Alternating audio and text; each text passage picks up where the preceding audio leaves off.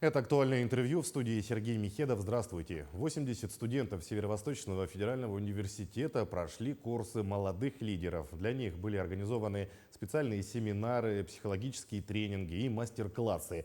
Все это позволит молодежи в их общественной деятельности. Организатор курсов – ресурсный центр поддержки социально ориентированных некоммерческих организаций.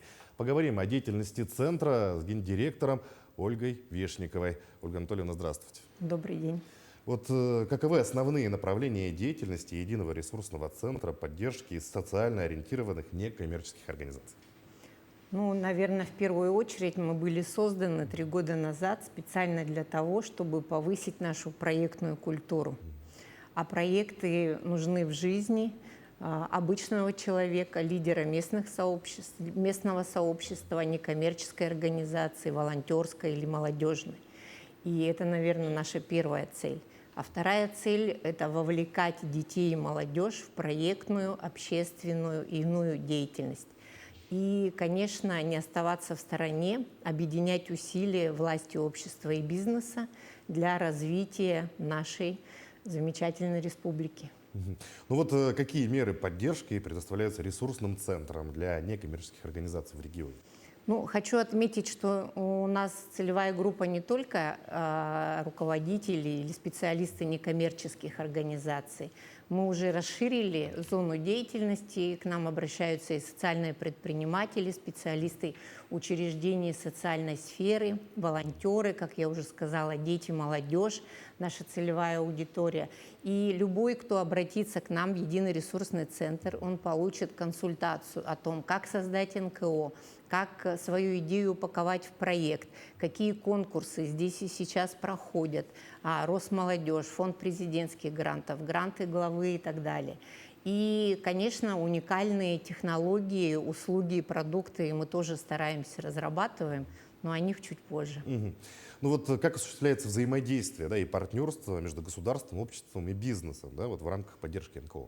Да, я хочу сказать, что современные реалии, они нам доказали, что без объединения усилий мы не сможем добиться результата качественного, решить актуальную социальную или экологическую проблему. И поэтому, наверное, миссией нашей, точно миссией единого ресурсного центра является объединение усилий, как я сказала. И где мы можем встретиться, посмотреть друг другу в глаза честно и узнать, кто чем занимается и кто каким образом, какими ресурсами может помочь. Это разного рода площадки, форумы, конференции и так далее. Примером в этом году может стать то, что Единый ресурсный центр выступил соорганизатором 2-го республиканского инвестфорума в городе Мирном. И мы проводили площадку по устойчивому развитию. Наша задача – привлечь внешних экспертов в этой области, и поделиться нашими практиками и наработками здесь и сейчас на территории, в зоне присутствия бизнеса. И, конечно, такие крупные компании, как Акал Роса, Эльга Уголь, Саханнефтегазбыт и другие, Алмаз-Регионбанк, который празднует 30-летие в этом году, они имеют уникальный опыт своих социально ориентированных программ по устойчивому развитию территорий. Какие проекты реализуется центр в настоящее время? Мы продолжаем уникальный, я считаю, проект. Это Арктическая креативная академия. При поддержке Президентского фонда культурных инициатив, Целевого фонда будущих поколений, Якутии, акционерной компании «Алроса», «Эльгауголь» и других.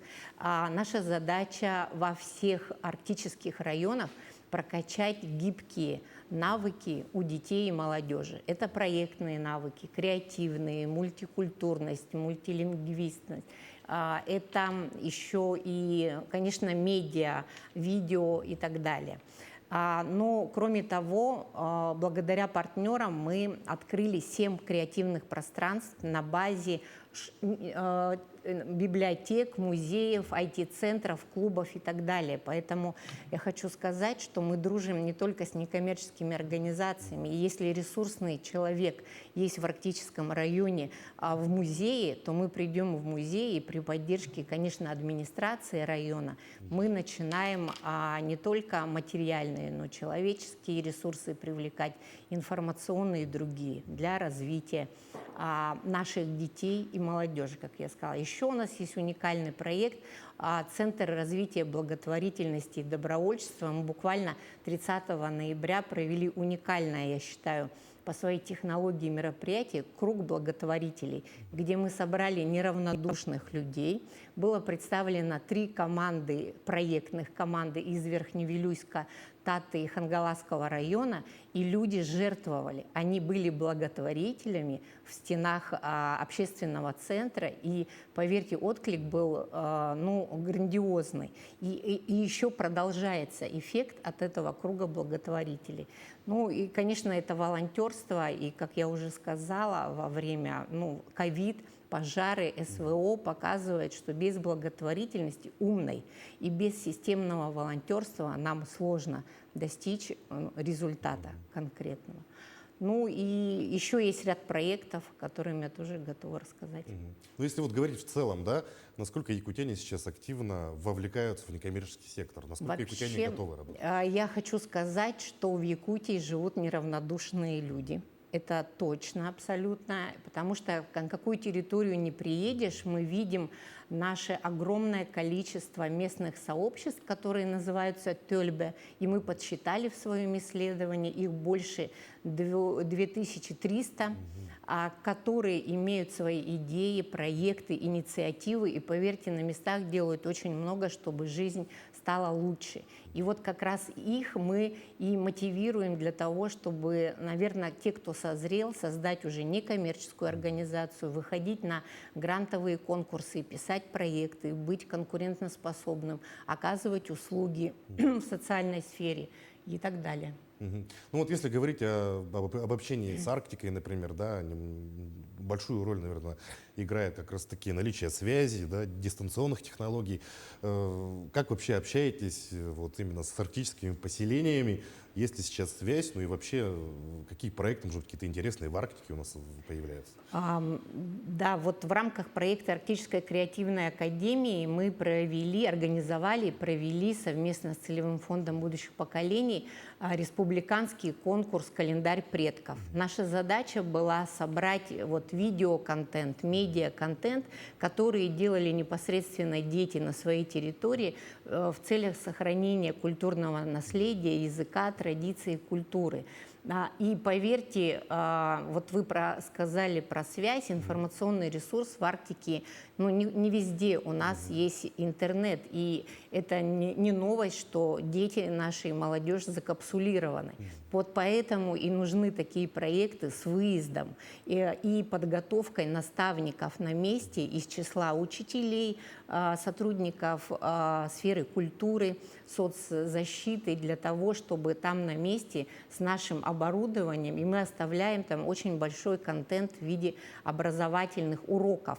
Как написать проект, английский язык, как снять клип, как стать блогером и так далее. И вот эта задача, поэтому именно вылетать и работать на земле. Так получилось, что в депутатском я провела 2 недели для того, чтобы, и по погодным природным причинам в том числе, но я поняла, что если мы вылетаем в арктическую территорию, это история в долгую, и это требует еще сопровождения и дальнейших вливаний ресурсов. Ну вот, кстати, каким образом ресурсный центр привлекает дополнительные источники финансирования, как раз-таки для поддержки НКО в регионе? Я думаю, что это про дружбу, я думаю, что это про партнерство, и всем советую уметь дружить.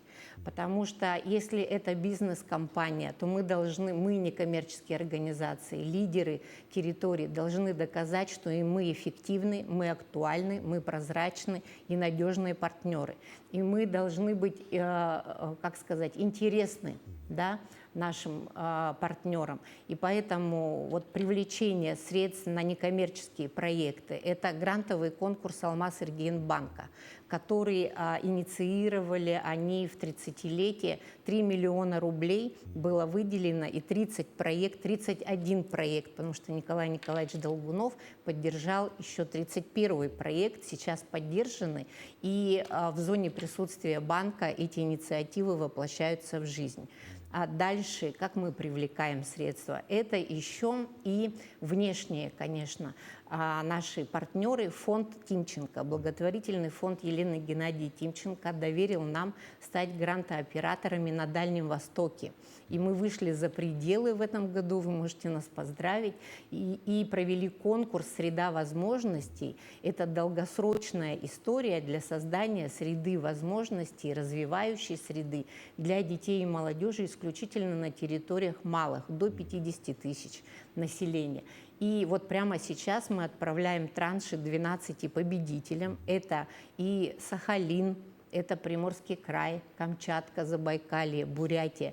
И я поздравляю, в Якутии у нас есть 5 победителей. Это отлично, когда малая территория создает в своем селе или малом городе среду при участии социальных партнеров и местных жителей, среду для развития детей, такую как агролаборатория, медиастудия, театральная студия, подростковые клубы, даже бизнес-инкубаторы для детей. Вот, пожалуйста, вам пример. Ну вот давайте представим, да, например, появилась хорошая идея, да, может быть, какой-то проект даже появляется, группа людей. Вот с чего начать, да, как зарегистрировать НКО, может быть, принять участие в каких-то грантовых конкурсах? Вот расскажите о них, какие у нас проводятся. С чего начать? Ну, мне кажется, и в бизнесе, и в обществе, и в общественно полезных проектах очень важен идейный вдохновитель и лидер. Очень важно созреть и быть ресурсным человеком, устойчивым и всесторонне развитым. Дальше важно иметь команду, потому что на первых порах это будет волонтерский проект, я вас уверяю. Сразу манны небесной не произойдет. И для того, чтобы уже стать проектной командой, я приглашаю к нам на наши проектные мастерские, наш акселератор, потому что вот мы ставим своей целью сейчас не большое количество НКО, а у нас больше 2500, да, некоммерческих организаций, а более качественные, устойчивые и развитые некоммерческие организации. И поэтому ваши проекты и ваши идеи, они найдут свое подтверждение среди партнеров, вы привлечете разные ресурсы, в том числе финансовые в виде грантов, и мы сориентируем вас по грантовым конкурсам. Ну что, Ольга Анатольевна, большое спасибо, что нашли время, пришли к нам, ответили на наши вопросы. Я думаю, наши телезрители увидели наше интервью, может быть, у кого-то появится хорошая идея, и они обязательно обратятся к вам и непременно ее реализуют. Спасибо. А я напомню, вы смотрели актуальное интервью. Оставайтесь в нашем канале.